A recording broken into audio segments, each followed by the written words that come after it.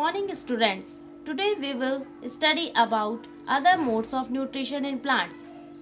So students, let us know about those plants which do not have chlorophyll and cannot prepare their own food like plants. Just think, how did they survive? Where do they derive nutrients? As the name indicates, heterotrophic. Hetero means other and the trophos means nourishment. The plants in which this type of mode of nutrition is found are known as heterotrophs. There are four types of heterotrophic nutrition. First, parasitic plants. Second, saprophytic plants. Third, symbiotic plants. Fourth, insectivorous plants. Now let's start with parasitic plants. The plants which obtain their food directly from other plants are known as parasitic plants, and those plants from which they obtain their food are known as host.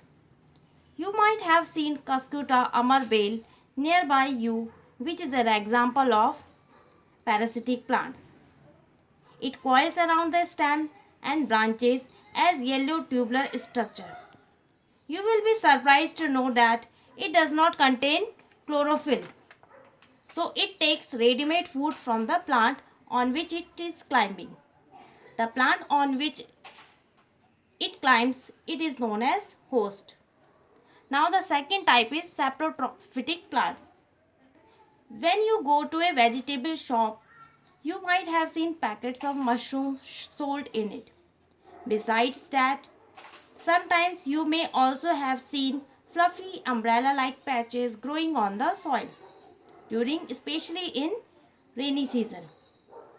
But do you know how these organisms get nutrition? Students, these organisms are known as fungi and they get their nutrition from dead and decaying matter. They secrete digestive juices and convert into a solution. This mode of nutrition in which an organism take nutrients in solution from the dead and decaying matter is called saprophytic nutrition.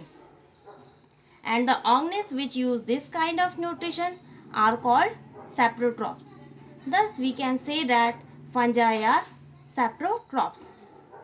Now the third is symbiotic plants or symbiotic relationship.